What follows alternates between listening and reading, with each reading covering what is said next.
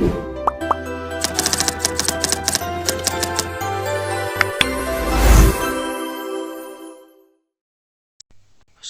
warahmatullahi wabarakatuh. Perkenalkan, nama saya Ridwan Salman Al-Fariji dari kelas 12C. Di sini saya akan menerangkan atau menjelaskan tentang salah satu ulama penyebar Islam pasca Wali Songo, yaitu Ki Haji Ahmad Dahlan. Nah, Ki Haji Ahmad Dahlan lahir di Yogyakarta, tepatnya pada 1 Agustus 1868, yang dikenal atau nama kecilnya yaitu Muhammad Darwis. Ia merupakan anak keempat dari 7 bersaudara yang seluruhnya saudaranya itu perempuan kecuali anak bungsunya. Lalu Ki Haji Ahmad Dahlan pada umur 15 tahun ia pergi haji dan menetap di Mekah selama 5 tahun. Pada periode ini Ahmad Dahlan mulai berinteraksi dengan pemikiran-pemikiran pembaharu dalam Islam seperti Muhammad Abduh Al-Afghani, Rashid Ridho, dan Ibnu Taimiyah. Ketika pulang kembali ke kampungnya pada tahun 1888, ia berganti nama yang dimana asalnya Muhammad Darwis dan berubah seperti yang kita kenal sekarang, yaitu Ki Haji Ahmad Dahlan.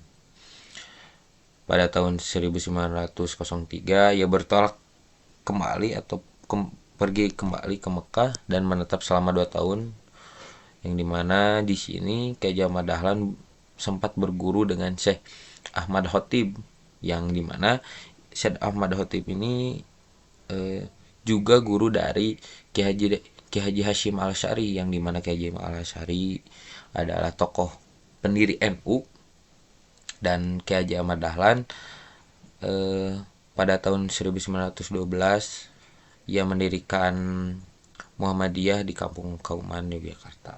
Nah, sepulang dari Mekah, ia menikah dengan Siti Walidah, yaitu sepupunya sendiri, anak Kiai Penghulu Haji Fadil, yang dimana kelak dikenal dengan nama Nyai Ahmad Dahlan, yaitu seorang pahlawan nasional dan pendiri Aisyah, yang dimana ini juga dari pernikahan Ki Haji Ahmad Dahlan dengan Siti Walidah ini dikaruniai 6 orang anak, yaitu yang pertama Zohana, yang kedua Sirod Dahlan, yang ketiga Siti Bushro, yang keempat Irfan Dahlan, yang kelima Siti Aisyah, dan yang keenam Siti Zahroh.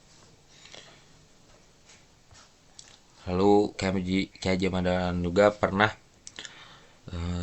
menikahi Nyai Abdullah, janda Haji Abdullah.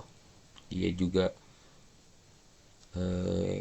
pernah menikahi Nyai Rum, adiknya Kiai Munawir Karapiak, yang dimana Ki Haji Ahmad Dahlan juga punya putra dari perkawinan dengan Nyai Aisyah, yaitu Danah, yang dimana Nyai Aisyah itu adik ajengan Penghulu. Nah, ia juga pernah menikahi Nyai Yasin, Pekualaman, Yogyakarta, dengan maksud mengajarkan agama. Pada tahun lalu dengan maksud mengajarkan agama pada tahun 1909, Kiai Ahmad Dahlan itu masuk ke Budi Oetomo, yang dimana Budi Utomo ini yaitu organisasi yang melahirkan banyak tokoh nasional. Di sana beliau mempelajari pelajaran yang memenuhi keperluan anggota. Pelajaran yang diberikan terasa sangat berguna bagi anggota Budi Utomo, sehingga para anggota Budi Utomo ini menyarankan agar Ki Haji Ahmad Dahlan membuka sekolah sendiri yang diatur dengan rapi, didukung oleh organisasi yang bersifat permanen.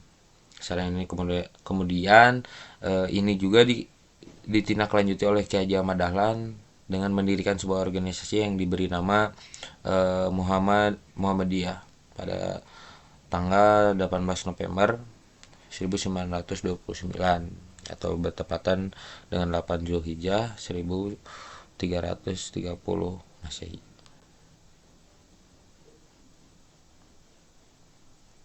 Hijriah.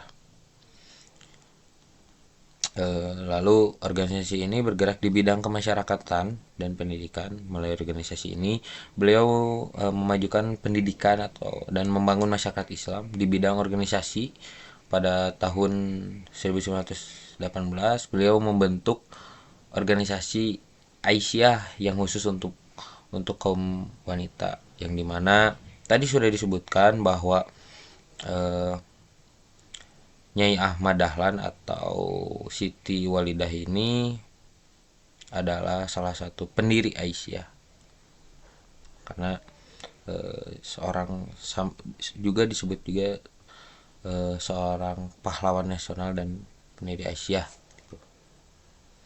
dimana ini ada campur tangannya dengan Siti Walidah. Lalu eh, pembentukan organisasi Aisyah ini juga merupakan bagian dari Muhammadiyah ini karena menyadari pentingnya peran kaum wanita dalam hidup dan perjuangan sebagai pendamping atau partner bagi kaum pria. Sementara untuk pemuda, Kiai Ahmad Dahlan membentuk Padfinder atau Pandu yang sekarang dikenal dengan nama Pramuka, dengan nama Hizbul Waton, disingkat HW. Di sana para pemuda diajari berbaris-berbaris dengan berbenderang, memakai celana pendek, berdasi, dan bertopi.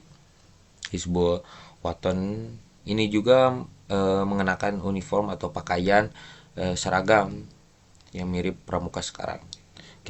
Kiai Ahmad Dahlan eh, menimba berbagai ilmu dari banyak kiai lainnya, antara lain dengan Kiai Haji Muhammad Soleh, yaitu di bidang ilmu fikih, Kiai Haji Muhsin di bidang ilmu nahwu sorok, lalu Kiai Haji Raden Dahlan di bidang ilmu falak atau astronomi, lalu Kiai Mahfuz Tremas dan Kiai Haji Ayat di bidang ilmu hadis, lalu Syekh Amin dan Syed Bakri Satok di bidang ilmu Al-Quran, serta Syekh Hasan di bidang ilmu pengobatan atau racun binatang. Lalu pada tahun 1900, usia 66 tahun, Kiai Ahmad Dahlan wafat di Yogyakarta. Beliau kemudian dimakamkan di Karangkuncen, Yogyakarta. Atas jasa-jasanya ini Kiai Ahmad Dahlan, maka negara menganugerahi beliau gelar kehormatan sebagai pahlawan kemerdekaan nasional. Gelar kehormatan tersebut dituangkan dalam SK Presiden RI nomor 657 tahun 1961, tanggal 27 Desember 1961. Ya mungkin itu sedikit pemaparan dari saya tentang ulama penyebaran Islam pasca Wali Songo, yaitu Kiai Ahmad Dahlan salah satunya. Oke, ini cukupkan sekian. Tutup saja dengan doa, Rabbana atina fid dunya hasanah wa fil akhirati hasanah wa qina adzabannar. Assalamualaikum warahmatullahi wabarakatuh.